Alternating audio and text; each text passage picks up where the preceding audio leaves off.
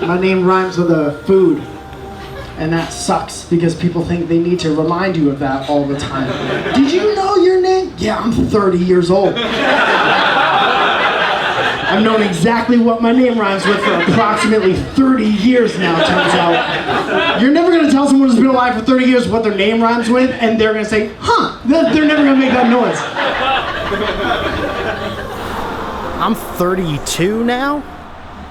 Jesus Christ. So that basically makes me an expert on everything a human being should do before they turn 30. I'm 2 years removed. That's enough. Get into some kind of horrible relationship. Best to get this one out of the way just as soon as possible. Most people don't go through their lives without being in some kind of horrible relationship. They're really important because they teach you the things that you want and do not want for the rest of your life. Like if you date a piece of shit when you're 20, you're gonna know what to look out for by the time you're 25.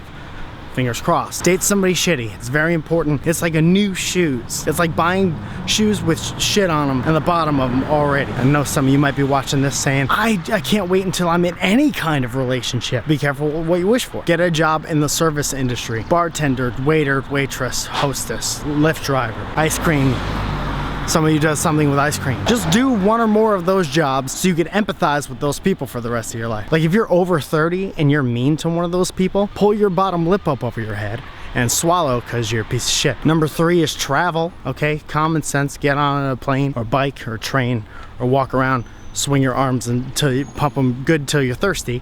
Just get out of your general vicinity. The world is a lot bigger than your neighborhood. And the more you meet people with different viewpoints and from different places that look and speak and sound different and believe different things, you won't grow up with such a narrow point of view. Number 2 is take a chance. Take a big old chance. You're gonna want to take a big chance before you're 30. That way you can pull yourselves up by your bootstraps before you fuck yourself over forever. You quit whatever job you think you should have for the job that you want. I'm sure you could always pick that first job right back up again if you fail, right? If not, how'd you get that job in the first place? Let's say you had a job when you were 22 and then you quit that for a year to paint or some bullshit like that. Why would you not be able to get that job again when you're 24? What was that job? Being 22?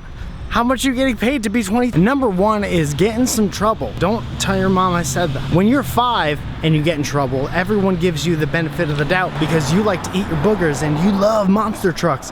Both good things to get out of by the time you're 30. When you're 16, you get in trouble. Everyone's like, look at that shitty teenager. He's upset because he doesn't make out with girls good and he has a steel beard. I hope he grows out of that by the time he's 22. And then when you're 22 and you get in trouble, people are like, you got about 1 or 2 mistakes left before you're sad forever. It's just good to get in trouble early so you learn the consequences of your actions. Imagine it like this. If you're walking down the street and you see that the cops have somebody pulled over and they're shining their flashlight in somebody's face and you look and see who it is and you see maybe you see like a 5-year-old kid and you're like, what could he have possibly done? And he's talking to the officers like, you don't scale me, officer.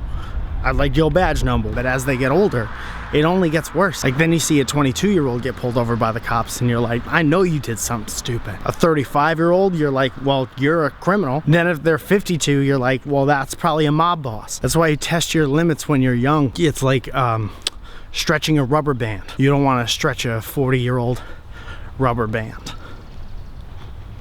Suppose I could have led with that.